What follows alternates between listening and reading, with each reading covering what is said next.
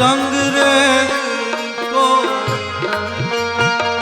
चदरिया रंग रेज को दीनी चदरिया रंग रेज को दीनी ऐसा रंग रंगा रंग रे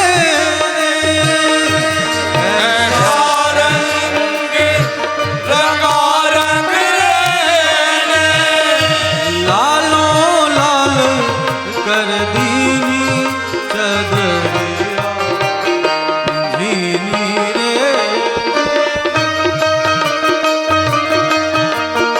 राम नाम रस दीनी चदरिया दीनी रे दीनी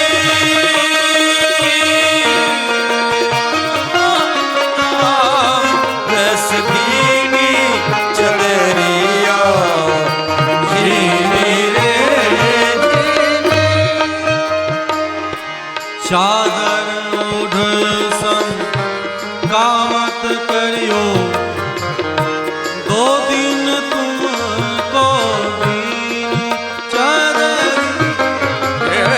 दो दिन तुमको दीनी चदरिया दो दिन तुमको दीनी मूरख लोग भेद नहीं जाने लोगी भेद नहीं जाने दिन दिन मैली दीनी चदरिया दीनी रे अरे राम नाम रस दीनी चदरिया दीनी रे दीनी दीनी रे दीनी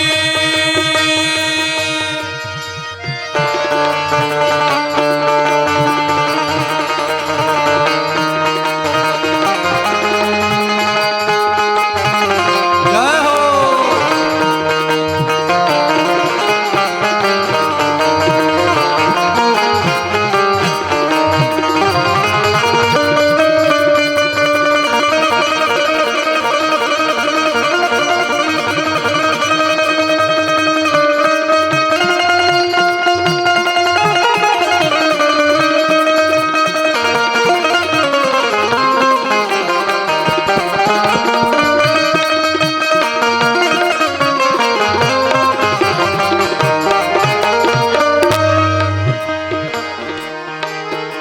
ध्रुव प्रहलाद सुदामा ने भी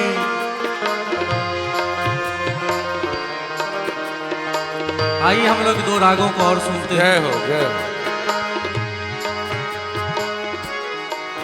सल पढ़ ले राग मालकोस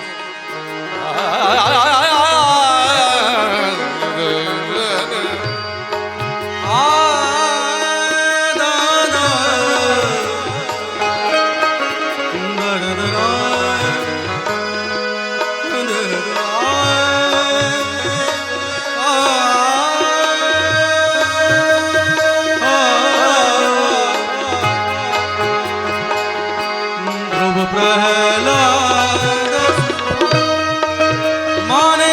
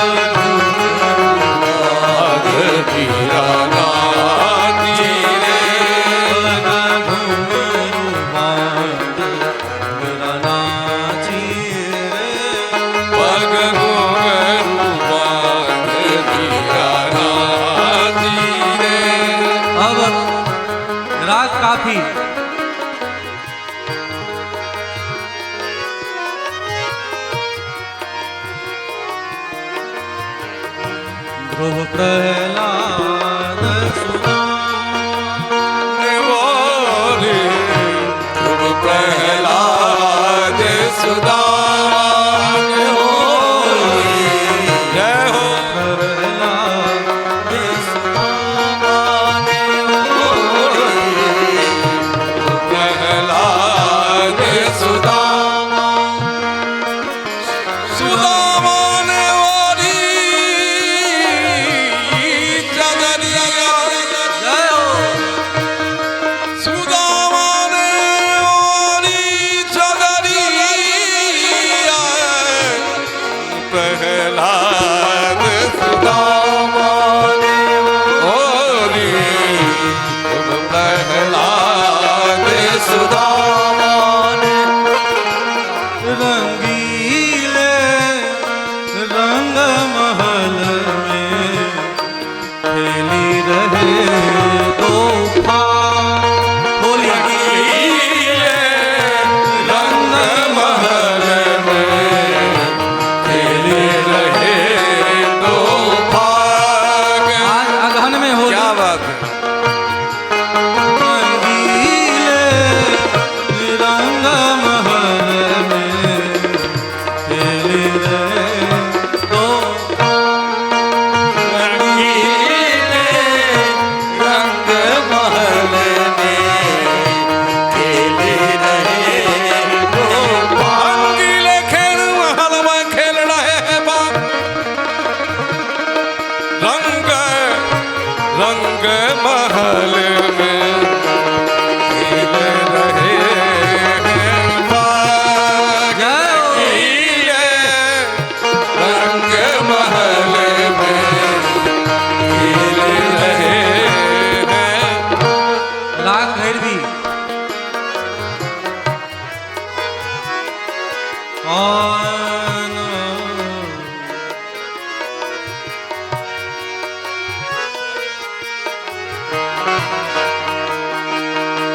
ध्रुव प्रहलाद सुदामान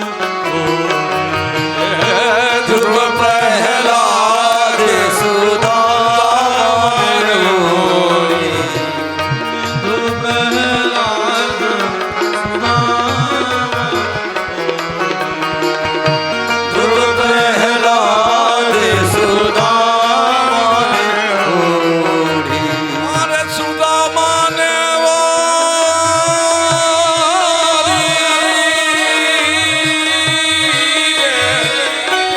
सुदामान बोरी सुदामान बोरी ध्रुव प्रहलाद सुदान बोरी ध्रुव प्रहलाद नैहर छूटोरी जा नैहर छूटोरी जा बारू मोरा नैहर छूट जा।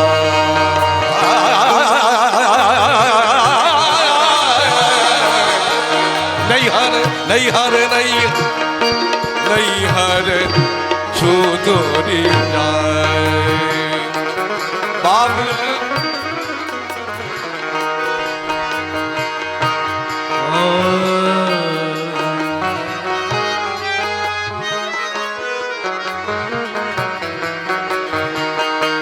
ध्रुव प्रहलाद सुदामान होरी। ध्रुव प्रहलाद सुदामान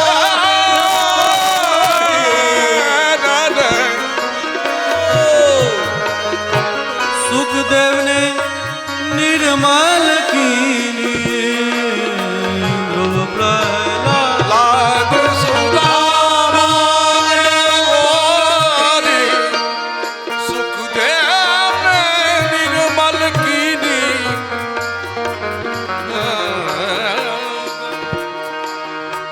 ध्रुव प्रहलाद सुदामान होरी चदरिया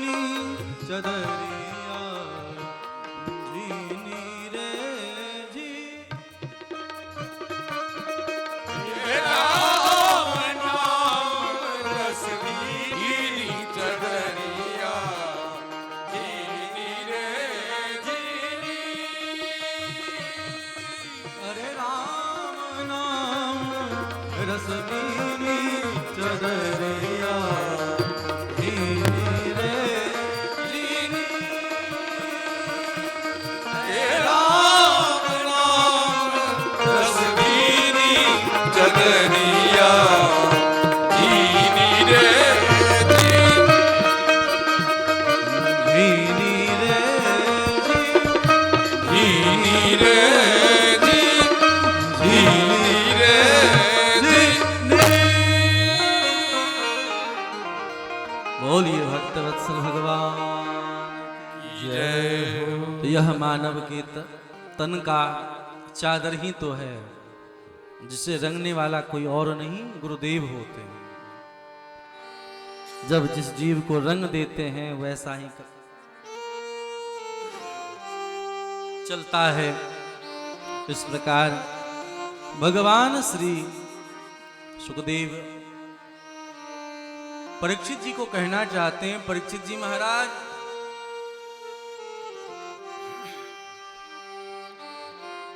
आप जानते हैं कि भगवान के नाम से बढ़कर के कुछ नहीं है। इसलिए श्रद्धा हो, भक्ति हो, प्रेम हो, अनुराग हो या ना हो, कोई बात नहीं, कुछ डरने की जरूरत नहीं है। केवल और केवल भगवान के नाम का ही आश्रय लेना चाहिए। पुनः आगे कथा बढ़ाए हैं। एक बार देवराज इंद्र की सभा में बृहस्पति जी गए, लेकिन बृहस्पति जी को उठ करके प्रणाम नहीं किया। बृहस्पति जी महाराज वहां से उठ करके चले गए। देवराज इंद्र को पता चला है, बड़ा दुखी हो गए और ऐसे समय में दूसरे महात्मा को गुरु बना करके यजन किया है। लेकिन त्वष्टा ऋषि के जो पुत्र हैं विश्वरूप, वह साधन कुछ और कर रहा है और किसी और के लिए कर रहा है। बातचीत नहीं करें, मन तो एक है ना, इसीलिए शांति बना करके रखेंगे तो झटपट भगवान आएंगे। शोरगुल करोगे तो और विलंब करेंगे। उसमें भी कोहरा है, अंधेरा है, तो लेट तो लगेगा ही।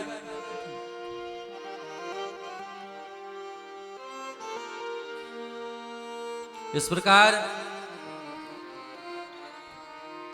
भगवान के भक्त बृहस्पति जी के चले जाने से यहाँ यज्ञ हुआ है। और उस यज्ञ में जब देखा कि गुरु गलत कर रहे हैं, राक्षसी कुल के गुरु हैं, तो गुरु को ही मार डाला। परिणाम क्या निकला? परिणाम यह निकला कि इन्हें ब्रह्म हत्या लग गई है। ध्यान देंगे, संसार में किसी भी प्रकार के ज्ञान देने वाले को गुरु ही कहते हैं। जैसे दुनिया में लोग कहेंगे माता गुरु है, पिता गुरु है, शिक्षक गुरु है, कोई सिखाने वाले गुरु हैं, लेकिन इन गुरु का कोई महत्व नहीं है। ध्यान देंगे, गुरु ठीक है, लेकिन ये जितने भी गुरु हैं आपका पेट भरना सिखाते हैं। क्या सिखाएंगे? व्यवहारिक ज्ञान सिखाते हैं। आपके परम कल्याण के बारे में नहीं सिखाते हैं। आपके परम कल्याण के बारे में तो जो दीक्षा देते वो गुरु सिखाते हैं, संसार के भी और अध्यात्म के भी, इस जगत के भी, उस जगत के भी। दुनिया में किसी से कुछ भी सीखने को मिले सब तो गुरु ही हैं, लेकिन ऐसे गुरु जो जन्म मृत्यु के चक्कर को छुड़ा दे, ऐसे गुरु को श्रेष्ठ गुरु कहा गया है। आज गदगद हो गए। ऐसे गुरु के मृत्यु हो जाने पर ब्रह्म हत्या तो लगी, और उस ब्रह्म हत्या को पाकर के इंद्र को भागना पड़ा है। 4 भागों में ब्रह्म हत्या को दिया है, स्त्री को, वृक्ष को, नदी को और वृक्षों को। चारों को आशीर्वाद भी मिला है, गोंद के रूप में, फेन के रूप में। तभी से जो वृक्षों में गोंद होता है उसे ब्रह्म हत्या माना जाता है। तभी से स्त्रियों में जो रजो धर्म की है, महीने में वह उसे ब्रह्महत्या माना जाता है। 4 दिनों के लिए ब्रह्महत्या वहां रहती है। नदियों में जो फेन दिखाई पड़ता है उसे ब्रह्महत्या माना गया है, उसे हटा करके उपयोग करना चाहिए। वृक्षों में जो गोंद दिखाई पड़ता है उसे हटाकर उपयोग करना चाहिए। पृथ्वी में जो ऊसर भूमि दिखाई पड़ता है ब्रह्महत्या ही है। ऋषि का मन शांत नहीं हुआ, मन दुखी हो गया और उन्होंने एक राक्षस को प्रकट किया जिसका नाम पड़ा वृत्रासुर। वृत्रासुर भयंकर युद्ध किया है, देवराज इंद्र को पराजित कर दिया। यज्ञ शासन करके उनके पद को स्वीकार कर लिया। कहां जाएं, क्या करें? ऐसे समय में भगवान को पुकारा। भगवान ने कहा ऐसे रक्षा नहीं होगी, आप जाएं और दधीची जी से हड्डी मांगे। दधीची जी के पास गए और कहते हैं कि हे ऋषिवर, आप मर जाएं, आप मर जाएं और बदले में अपने हड्डी मुझे दे दें। बताओ दुनिया में ऐसा कोई होगा जो अपना हानि करके आपका लाभ होने दे? एक महात्मा ही एक ऐसे होंगे जो अपना हानि करके भी दूसरे का हित चाहते हैं, क्योंकि महात्मा के आगे पीछे रोने वाला कोई नहीं होता है ना। महात्मा के आगे पीछे रोने वाला कोई नहीं होता। संत बिटप सरिता गिरिधरनी, परहित लाग नहीं के करनी। दधीची जी ने अपने प्राण को त्याग दिया, अपना हड्डी भी दान कर दिया। बहुत सारे लोग क्वेश्चन करते हैं, महाराज कितना खर्च लगेगा कथा में?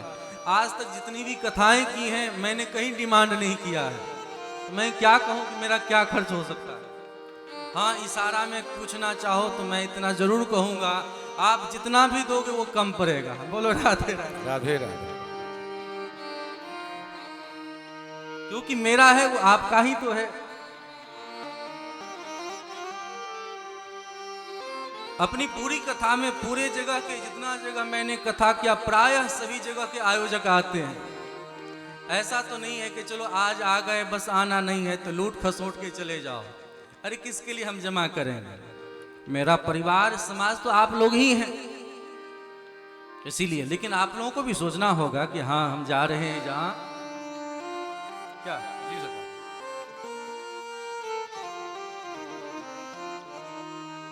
कहने का मतलब है दधीची जी ने अपने हड्डी को भी दान कर दिया। ले वो हड्डी, जगत का कल्याण करना है ना।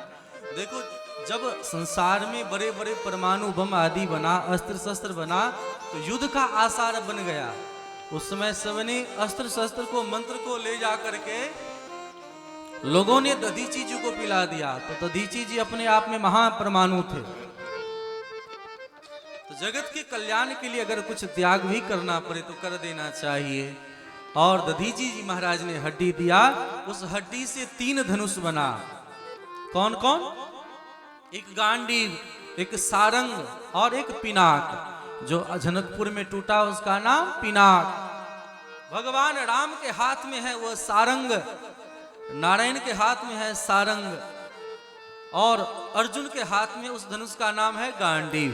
ये 3 धनुष बना और एक वज्र बना जो देवराज इंद्र ने रखा। आज उस वज्र के साथ